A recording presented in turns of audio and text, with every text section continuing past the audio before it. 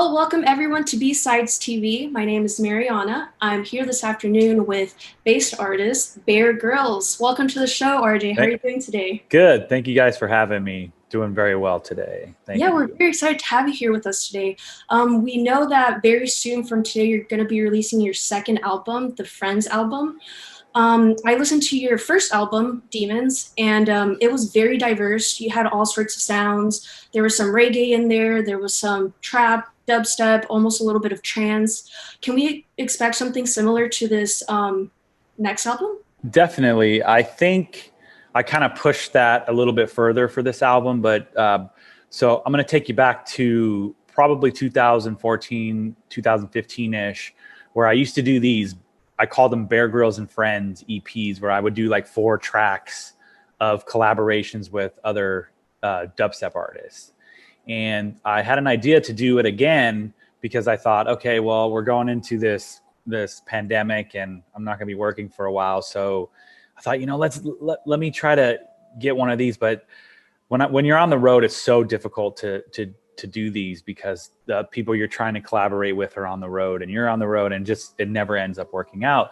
So once we got kind of grounded, I said, hey, I talked with Adventure Club. I did a back-to-back with Adventure Club for EDC Orlando last summer, 2019, and at the show we were talking about doing a collab. So it's like, this would be a perfect one to start off the EP. So once quarantine hit, I started hitting up all my friends, and it just turned into an album. Honestly, it just was like my original plan was like 4 to 6 songs, and it ended up being 12.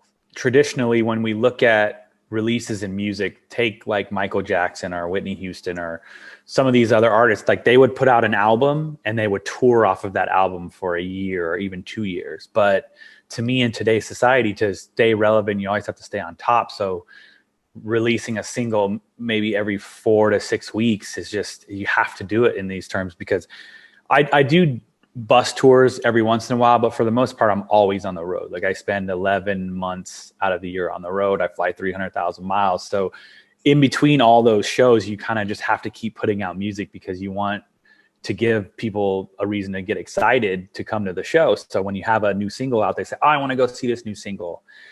And so for the album, I thought that in 2 layers. Like if you're an EDM fan of any genre, you would like the album. But even if you weren't an EDM fan, I wanted you to like the album. So first and foremost, I have a collaboration with Iration, which is like one of my dreams, because Iration, as you know, is a huge reggae band.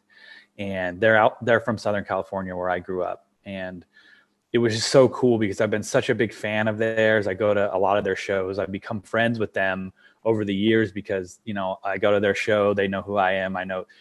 And so it just for whatever reason, just happened perfectly to get them on this album, because they actually hit me up and they released an album.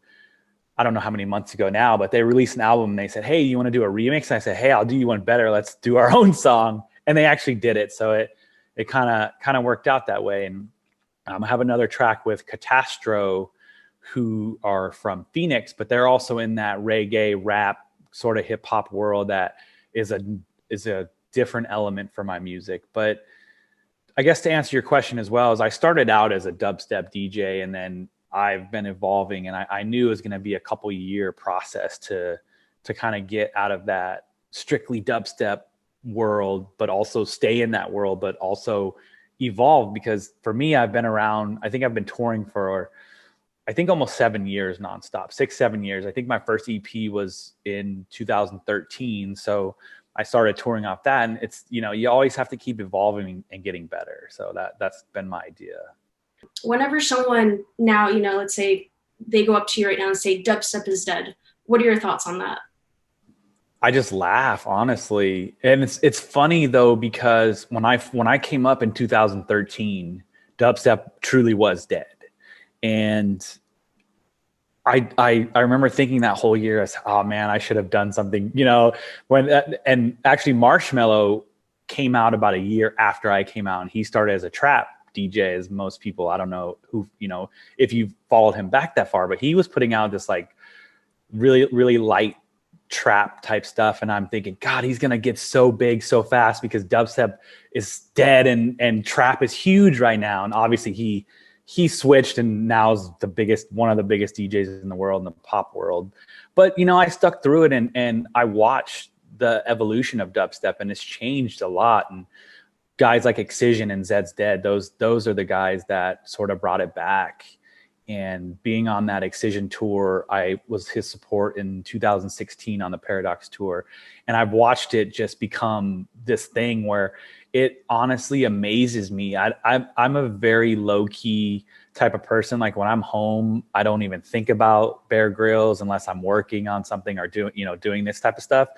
And it just blows my mind when I'll be at a bank and the teller's like, "Oh my gosh, you're Bear Grillz," or I'm walking somewhere and someone recognizes me. Like, that's so weird because it doesn't seem like dubstep has that type of reach. Like I was legitimately in a dentist office in Denver, Colorado, and a dentist is in my mouth and he goes, "You're Bear Grillz." And I was just like, what is that? I don't even know. Like, you're in my mouth. It's very, very, very, very personal, And it's like, that was just the weirdest thing ever. And Were you even able to respond since they I was had like, your hands in their mouth? but it's just funny because you don't think of that stuff. I just go about my work. I put out music, I tour, and I do this stuff, and I go home, and I just normal everyday guy. And then when things like that happen, you realize like, wow, if a dentist loves dubstep and knows who I am, that's pretty, it's come pretty far. It's definitely not dead. I love and it. Yeah, and then in that sense, like I've done the halftime performances for the Denver Nuggets NBA. So I don't think I think, gosh, I have so many emotions when people say dubstep is that. I think original, like that 2013 type of dubstep can be considered dead, but it's evolved so much that I can put a melodic vocal behind a heavy track, which I've done, and it works nowadays. So I just think it's evolved, and I just think it's so alive. Well, thank you so much, Bear Grillz, for taking the time to be with us today. Again, my name is Mariana, here with B-Sides TV. Thank you so much. Take care, guys.